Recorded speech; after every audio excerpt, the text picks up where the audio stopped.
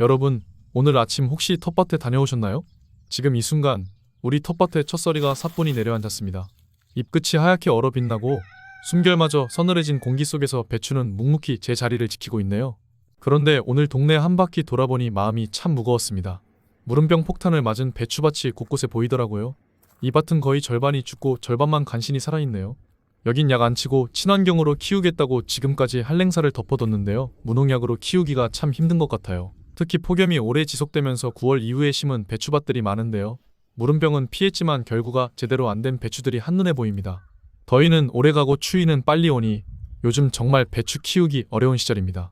하지만 여기까지 힘들게 키워온 우리 배추 포기할 수 없죠. 이맘때 텃밭에 가면 참 마음이 이상합니다. 여름부터 애지중지 돌보고 가꾼 배추들이 드디어 제 모습을 다 완성했거든요. 자, 그래서 오늘은 첫서리 맞은 배추, 이것만 하면 당도가 2배 되는 마지막 관리의 정석을 아주 깊이 있게 이야기해 보려 합니다. 오늘 영상은 10분 내외로 알차게 구성했으니 김장 전 꼭 끝까지 시청해 주세요. 첫 번째 핵심입니다. 바로 보온재료 선택의 지혜와 그 과학적인 원리입니다. 이제 배추는 성장을 멈추고 속을 단단히 여무는 시기에 들어섰어요. 지금 배추에게 필요한 건 영양분보다 혹독한 추위로부터 자신을 지켜줄 이불입니다. 해가 진 뒤 기온이 영하로 뚝 떨어질 때 어떤 이불을 덮어주어야 할까요?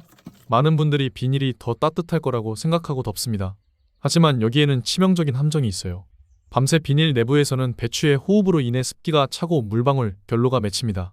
새벽에 기온이 영하로 떨어지면 이 물방울이 배추 겉잎에 얼어붙으면서 직접적인 냉해 피해를 줄 수 있습니다. 게다가 통풍이 안 되기 때문에 배추가 물러지거나 병충해에 취약해지죠. 특히 물음병은 이런 고온다습한 환경에서 급속도로 번집니다. 따라서 배추밭 보온에는 흰 부직포가 훨씬 좋습니다.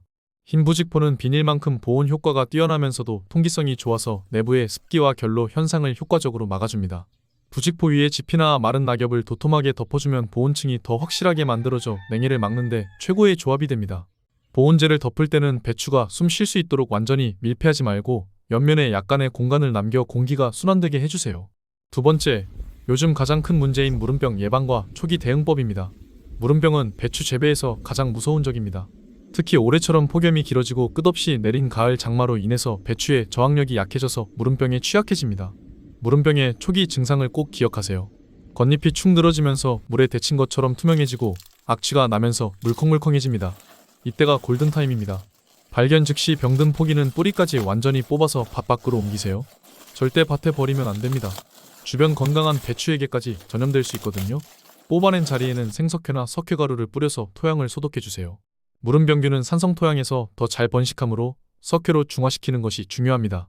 예방을 위해서는 배수 관리가 핵심입니다. 배추밭에 물이 고이지 않도록 배수로를 깊게 파주고 비가 온 후에는 흙이 뭉친 곳이나 낙엽 등이 쌓여서 배수로를 막을 수 있으니 반드시 점검해주세요. 그리고 목초액 500배 희석액을 칠해서 10일 간격으로 뿌려주면 토양 미생물이 활성화되면서 물음병 예방에 도움이 됩니다. 세 번째 핵심은 단맛을 끌어올리는 물 관리의 과학입니다. 날씨가 추워져도 물 관리는 계속되어야 합니다. 배추는 아직 내부 수분으로 속을 채우고 있어요. 흙이 바싹 마르면 안 되겠죠. 약간의 촉촉함은 필수입니다. 찬 서리를 맞아야 배추가 달아지는 과학적 원리는 무엇일까요? 바로 삼투압 조절입니다. 배추는 영하의 기온에서 자신의 몸속 수분이 얼어 세포가 파괴되는 것을 막기 위해 스스로 전분, 녹말을 당분으로 전환하여 세포에게 농도를 높입니다. 이 과정이 바로 우리가 느끼는 그 달콤한 맛입니다. 이 과정을 원활하게 하기 위해서는 뿌리가 충분히 건강해야 하고 적당한 수분이 필요합니다. 다만 물은 반드시 오전 10시 이전에만 주세요. 오후 늦게나 저녁에 물을 주면 밤새 기온이 급격히 떨어지면서 뿌리 주변에 흙이 얼어 냉해를 입고 상할 수 있습니다. 오전에 따뜻한 물을 줘서 낮 동안 뿌리가 충분히 수분을 흡수하게 해주세요. 여기서 잠깐 품종에 따른 관리 지혜도 필요합니다. 우리가 흔히 심는 가을 김장 배추는 속이 노랗고 꽉 차는 결구형이죠. 이 결구형 품종들은 서리에 강한 편이지만 개인 텃밭에서 많이 심는 속이 덜 차는 반결구형이나 불결구형은 추위에 더 취약합니다. 특히 올해처럼 폭염과 끝없이 내린 가을 장마로 인해서 늦게 심어서 결구가 덜 된 배추라면 첫서리가 오기 전 보온에 더욱 신경 써주셔야 합니다. 결구가 안 된 배추는 중심부가 노출되어 있어서 서리 피해를 직접 받기 때문입니다. 결구를 돕기 위한 마지막 방법도 있습니다. 겉잎을 살짝 묶어서 중심부를 보호해주는 거예요.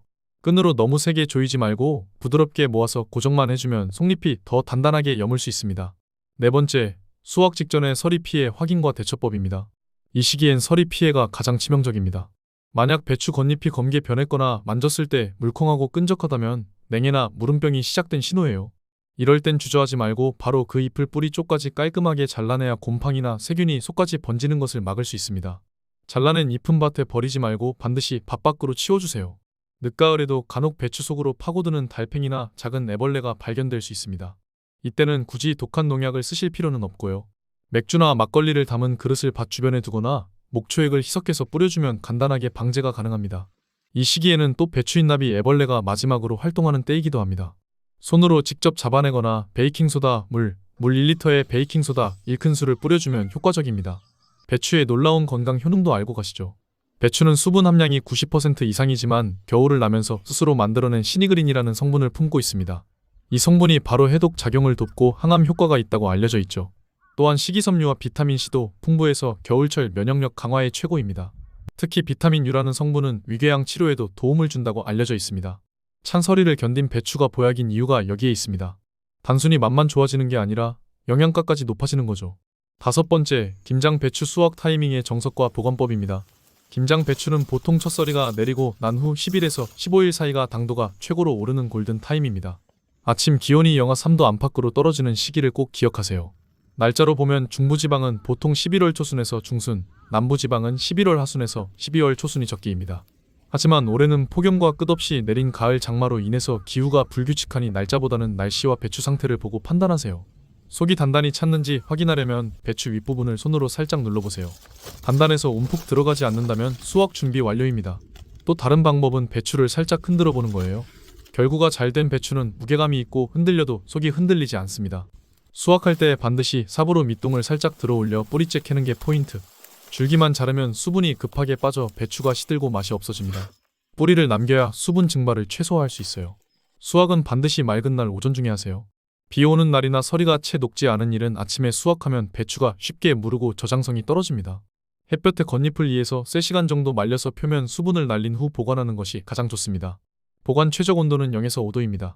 10도가 넘어가면 호흡을 많이 해서 쉽게 물러지고 영하로 떨어지면 얼어버립니다.